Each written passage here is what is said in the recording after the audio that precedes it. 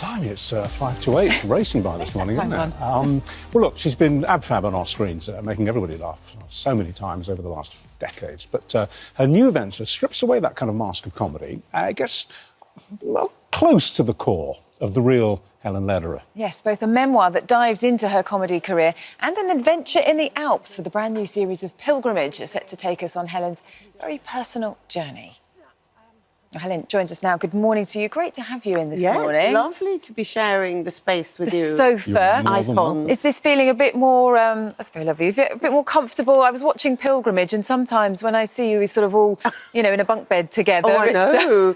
And it could be quite an endurance test. It was an endurance, and you know those little camping stools, we weren't allowed to take them. I had sticks, Nordic sticks, to get me up the gradient, and sharing with other people overnight is quite an interesting Tell us about a pilgrimage. Yeah. I mean, it's such an old concept, you know. It is. Chaucerian and brilliant. Yes. What kind of pilgrimage was it? Well, it was connecting with people in the public domain who you haven't met before, and then spending 2 intense weeks walking with them with a rucksack, although the 2 young men, Jay and Harry, very kindly did on one arm take my rucksack every so often, and I allowed them. I did not fight. I thought, please take them. If you want to... I mean, if they insist, Exactly. And where was Journey's End? What was the pilgrimage part of it? Well, I think the purpose, you see, for thinking people like yourselves, I think you would get a lot out of this.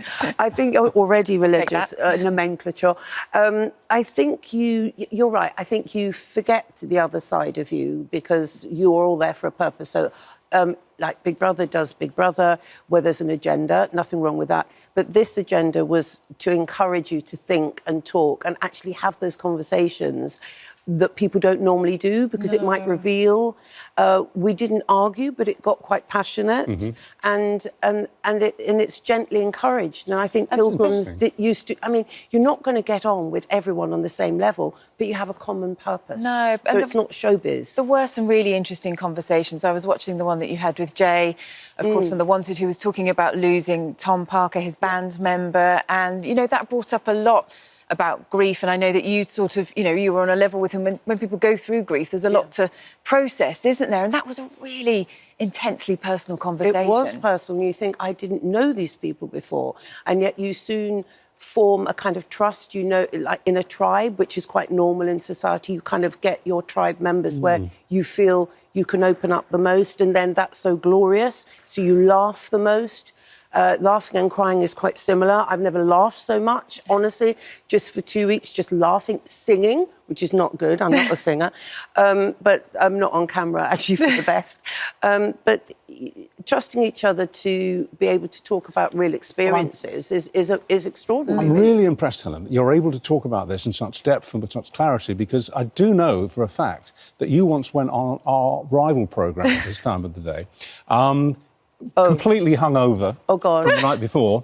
And this lady here, who you've just heard being so articulate and knowledgeable about what she's here to talk about, you couldn't remember a thing about the production you were supposed to be... Troubling. You just couldn't remember anything. It was troubling. That can happen now, and I hope it doesn't happen when I go on Fawlty Towers in a few weeks' time. You have that moment. No, I blame Jane Horrocks entirely. She invented a new drink. She ordered a drink where you mix vodka and rosé. And as you do, it was exactly like it was a normal drink. I thought, okay, if that's what I'll have one of those. And then it builds up, and the next morning I happened to be, and then it was with lovely Bill Turnbull. And you want to please? I'm a people pleaser anyway. And then I just thought, nah, I don't know what I'm talking about. He was very kind. He talked like you, very kind. Dealt with it very well. He told you what the programme was about. Yes, he told me. Are these the kind of stories that we can expect from your book here, which is Not That I'm Bitter? Yeah, and I'm not bitter, Charlotte, at all. But I'm just quite old. So I put everything in an alarming way because I thought you had to tell the truth for a memoir. So it is all truthful. It's very truthful. Goes there. But I think that is a delight about life to go there. Couldn't agree more. I have gone there. I mean, why not at this point? Absolutely. You're not going to do another one ever, Richard. Well, you mentioned Fawlty Towers. Yes, because she said slightly hysterically, yes, rehearsals are starting very quickly. And John Cleese wrote it, obviously. And I played the person, the old battle axe. So as a people Mrs. Richards. Mrs. Richards. Turn it on! Yes. Yeah. Turn it on! It's quite loud. Sorry for the sound people. I'm practising being horrible overtly. And CJ, the director, said it would be really good for you, Helen, because just to channel that cross. All right. So you're getting into the part already. Getting into the part, yes. Well, look, it's 8 o'clock. We've got to stop. Oh, no, I could talk forever it's been great to speak to you. Thank you so much for coming in. Come back and see us soon. Thank you. Good luck with everything. Thanks very much. Right, here's Laura.